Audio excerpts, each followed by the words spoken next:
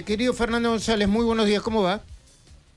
¿Cómo estás, Luis? Muy buenos días, muy buenas tardes acá en Madrid. Bien se te escucha en Madrid, ¿eh? Muy bien se te escucha desde Madrid. Bueno, estuvo Sturzenegger y tiró un par de títulos picantes, ¿no?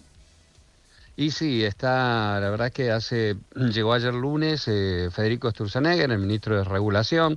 La verdad que le tocaron dos cuestiones en el mejor momento. Tuvo suerte, primero porque viene 8 días después del triunfo de Javier Milei, del triunfo de la Libertad Avanza en la Argentina. Entonces, está dulce, digamos, el ministro en este sentido, no tiene que afrontar demasiados cuestionamientos, sino responder preguntas desde el lado positivo. Y el otro es que es el ministro de Regulación, de Transformación en la Argentina y en España, como en el resto de Latinoamérica. Yo ahora acabo de escucharlo, habló hace unos minutos en lo que se llama Ciudad Santander, que es la sede del Banco Santander Ah, sí. en las afueras de Madrid, un lugar muy lindo en Pozuelo, donde había banqueros de todo el mundo, economistas, convocan, habló Ana Botín, que es la presidenta de Santander, y a la tarde le tocó dar una conferencia a Sturzenegger. Y bueno, habló de cómo se está desregulando en la Argentina, de las cuestiones de la baja de impuestos, del equilibrio fiscal, ¿no? De la baja de la inflación, y en España, donde los impuestos son muy altos, donde los empresarios están muy enfrentados al gobierno de Pedro Sánchez, obviamente que lo aplaudieron y que todo el discurso liberal y desregulador de Sturzenegger fue muy bien recibido en un lugar como este, ¿no? En un lugar de economistas, de empresarios y de banqueros. Bueno, vos desde Domingo 107.9, todos los domingos de 7 a 10, conduciendo ese programa y teniendo una mirada desde Madrid o desde Europa hacia la Argentina, también analizás con mucha perspectiva lo que pasa en la Argentina. ¿Cómo ves este cambio de gabinete que fue sorpresivo y de alto impacto político? Mira, yo creo que en principio creo que contrariamente a lo que se podía esperar y lo que se venía hablando, Javier Milei decidió, en vez de armar una coalición amplia, hacer una segunda etapa de gobierno más hacia adentro, con gente en la que confía, pero gente propia. Fue el caso de Kirchner en la Cancillería, el caso de Manuel Adorni en la jefatura de gabinete y de Santilli en el Ministerio del Interior. Sacarle algunas figuras al PRO, terminar en esa tarea de sangre que está haciendo con el PRO, el antiguo PRO de Mauricio Macri, y recostarse sobre sí mismo y sobre todo darle un respaldo muy muy fuerte a quienes estuvieron más cerca de Karina Milei, de la secretaria de la Presidencia, ¿no? Me parece que este es el punto en el que juega, y lo que ahora tiene que hacer es que en el Congreso poder conseguir en alianza, sobre todo con los gobernadores, los votos que faltan para las leyes de fondo que encara ahora, la reforma laboral y el resto de las leyes económicas que quiere poner en marcha, pero decidió hacer un gobierno más Milei, más Karina y menos de coalición, sobre todo menos de coalición con el PRO. Y la incorporación de Santilli a ver, no sé si me acompañas en esta idea, es incorporar a alguien que tiene experiencia en la negociación y que suele lograr acuerdos, porque tuvo del lado del Poder Ejecutivo en su momento y participó de corrientes internas del PRO y conoce el peronismo por otra parte, ¿no? A ver, ya ayer creo que habló con 4 o 5 gobernadores para juntarse y empezar a conversar. Es una carambola a tres bandas la designación de Santilli, la verdad que fue la gran sorpresa del nuevo gabinete, de este nuevo gabinete de Javier Milei. A tres bandas, ¿qué te digo? Porque primero, para negociar con los gobernadores peronistas, que son los más difíciles que va a tener Milei en estos tiempos, y los sindicatos, sobre todo con vistas a una reforma laboral que ya está resistida desde la mayoría de los sindicatos, Santilli es Dieguito para los peronistas, Claro. porque es el hijo de Hugo Santilli, porque lo conocen desde muy chico, claro. o el Colo, exactamente, aunque ya dejó de ser Dieguito hace mucho tiempo. Y conoce toda la rosca. Los conoce a perdón. todos. Y conoce la rosca de la política, la del fútbol, que muchas veces se cruzan, ¿no? Y se atraviesan. Ayuda. ayuda, sobre todo en un escenario como el peronista. Después le saca un tipo al PRO, en definitiva, porque Claro. es un dirigente que venía trabajando hacía mucho tiempo en el PRO, que estaba un poco distanciado de Macri, y se lo lleva para La Libertad Avanza. Y además Es mete un otra, es la suplente. segunda jugada. Y además mete un suplente de La Libertad Avanza por Santilli en la banca, ¿no? También, sí, también eso, porque queda No, queda. la Aparentemente diputada. Aparentemente no sé ¿Sí? si queda la diputada, sino un diputado nacional varón que le sigue. Hay una discusión, pero creo que queda un diputado nacional. Porque la discusión por género, bueno, en principio era la diputada y Muy bien. después está la discusión por género. Pero digo, entonces Ok. negocia con los peronistas y los sindicalistas, es del PRO y queda muy bien dentro de la Libertad Avanza. Así que carambola 3 bandas con Diego Santilli. Hablando de carambola, hagamos Buenos Aires, Madrid, Estados Unidos. En este caso creo que el señor Andrés Fidanza está en Miami. O Estados Unidos, España, Argentina, o como quieran llamarlo. Señor Andrés Fidanza, jefe de redacción del Observador de los Estados Unidos, muy buenos días, ¿cómo va?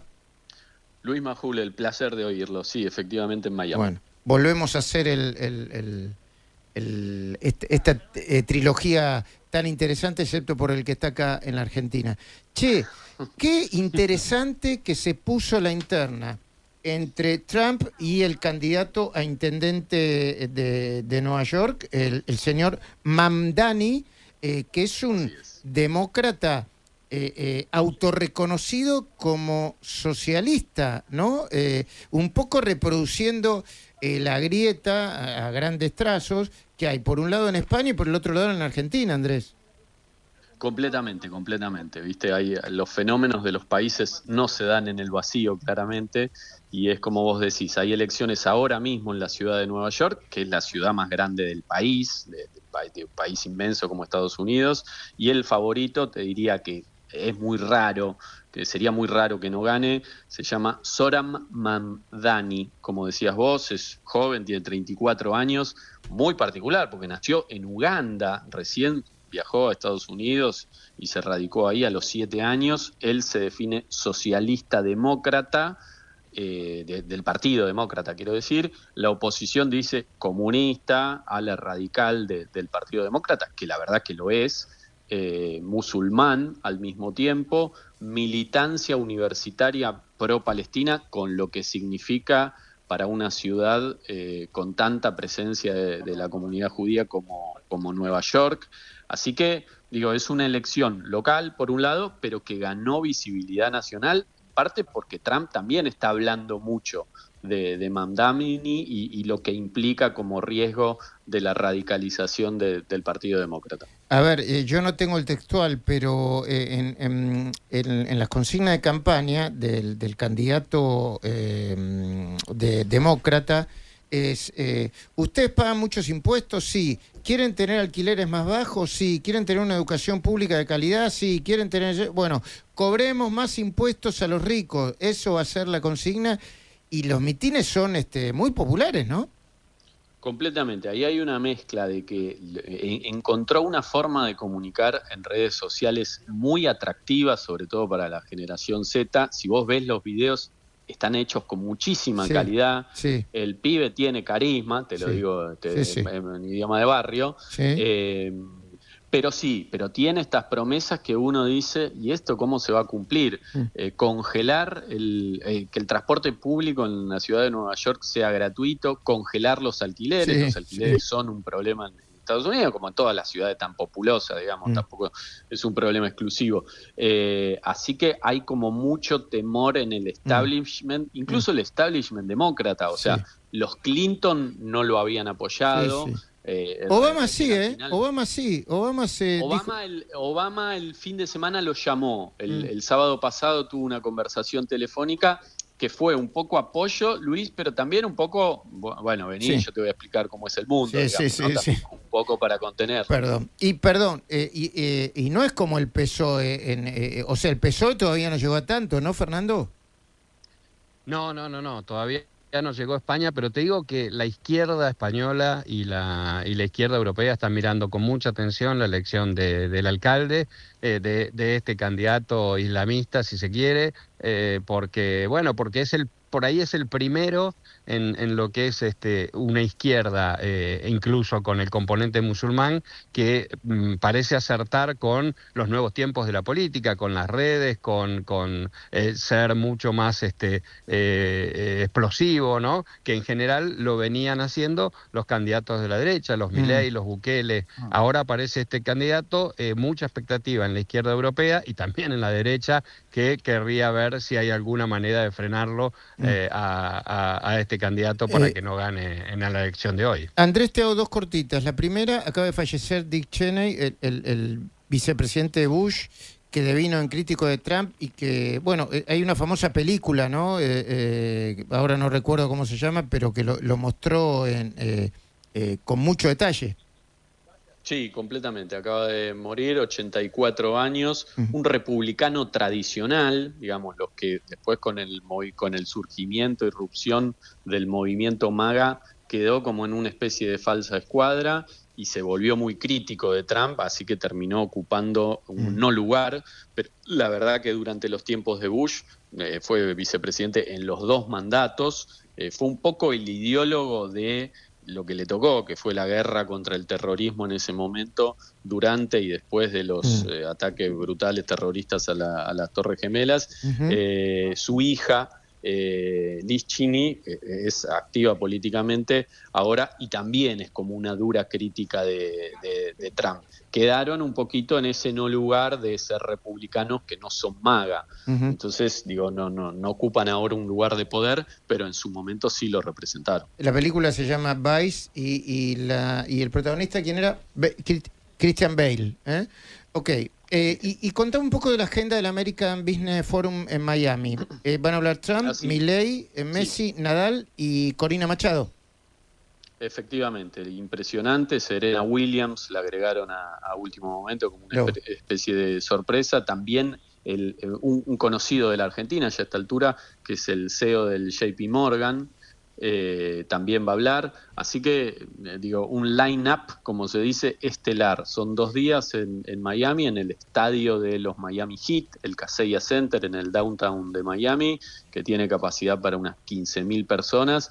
Así que va a ser un cruce medio raro, porque en general estos eventos de figuras de este nivel son como, no son eventos de estadio, así que más tipo G20, más reuniones chiquitas, así que este va a ser un cruce raro. Mañana arranca, va a hablar Trump mañana y cierra Messi. María Corina Machado también se presume que por Zoom, porque hasta donde sabemos sigue en Caracas, en algún sótano de Caracas que no se sabe bien dónde está, pero bueno, esas son las figuras de mañana. El jueves va a hablar Milei. Milei va a llegar aproximadamente mañana a la madrugada, así que no habría cruce con Trump, pero sí está confirmado, no sé si ya lo comentaron, Luis, pero que va a participar del CIPAC, que es este foro conservador que se va a hacer en Mar-a-Lago. Coinciden los días, así que Milei también va a pasar por el CIPAC de Mar-a-Lago, que básicamente es donde vive Trump. Ahí creo, por lo que la información que yo tengo, tampoco habría cruce, porque Trump va a hablar mañana en el American Business Forum, después se va inmediatamente para su residencia en Mar-a-Lago, tiene una participación en el CIPAC, pero después se volvería a Washington. Así que si es así, no va a haber foto con Milei. Andrés Fidanza, jefe de redacción del Observador en los Estados Unidos, felicitaciones por el crecimiento del sitio. Fernando González, director del Observador España, felicitaciones por el crecimiento del sitio. Muchísimas gracias por el tiempo que nos dedican. Gracias, Luis.